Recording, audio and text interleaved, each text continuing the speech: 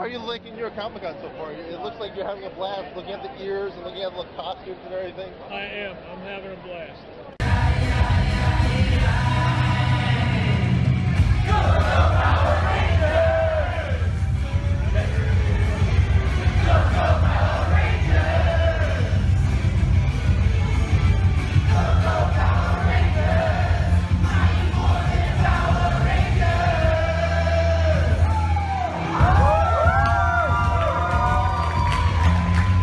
Explain me a little bit about the title. Yeah, Kill Shakespeare is an action-adventure story where we take all of Shakespeare's greatest heroes and his most menacing villain.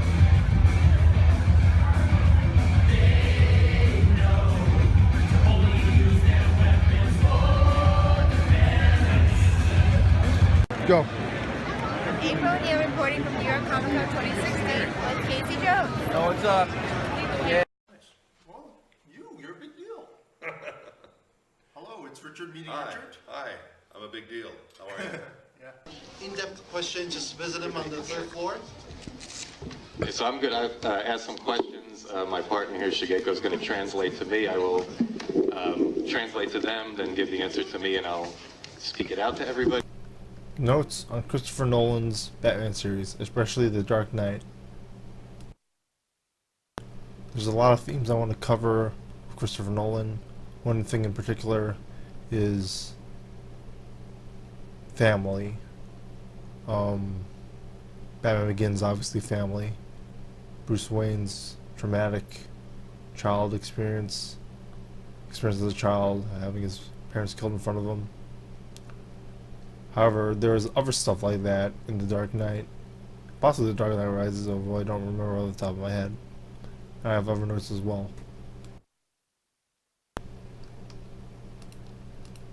Batman was traumatized. Bruce Wayne was traumatized early in his life by the passing of his parents. However, in The Dark Knight, some stuff could have happened. There was a situation with Dent Gordon in the end. Dent nearly kills the child in front of Gordon. Bit of a reversal of the Joe Chill situation with Harvey Dent as Joe Chill.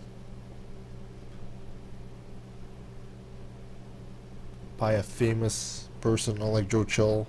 Joe Chill was a nobody, which I'll get into in a little bit. Harvey Dent was a somebody, albeit he wasn't recognizable, albeit he might have been more recognizable than most people might think.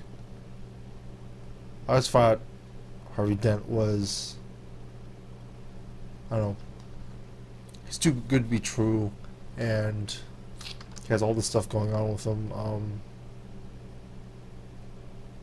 Must-see films and has this analysis of Quentin Tarantino films and Mr. Orange trying to get into character. And I feel like Robert Redford's character is the most obviously playing a character. Bruce Wayne, Batman obviously does this with Bruce Wayne playboy persona as well. Harvey Dent is guilty of this as well. The Harvey Dent character is very important, especially after you watch The Dark Knight Rises. Originally, it seemed like Bruce and Batman wanted Harvey Dent to take the mantle of Batman. But later it seems like Seven Internal Affairs, lawyer or whatever you want to call him, DA, ends up going to John Blake to take up the mantle in the Batcave. Gordon doesn't end up doing it either. There's something interesting since, like, Gordon obviously had an effect on Batman, saving his life, etc.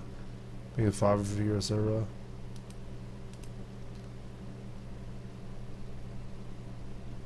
We don't know much about Gordon's family, his parents.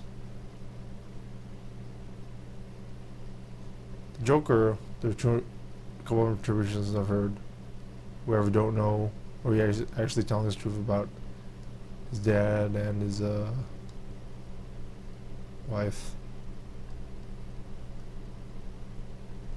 We got scars multiple times.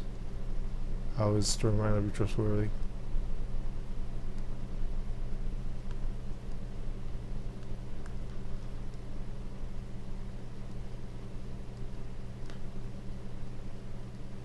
There's also a lot of interesting uses of phone in this, which isn't really related, but and money.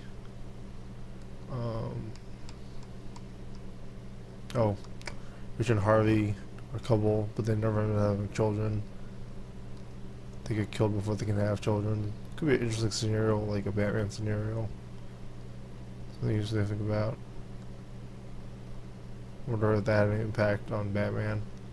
There's two Richard Daws's Two-Face, which is interesting. Katie Holmes and Maggie Gyllenhaal.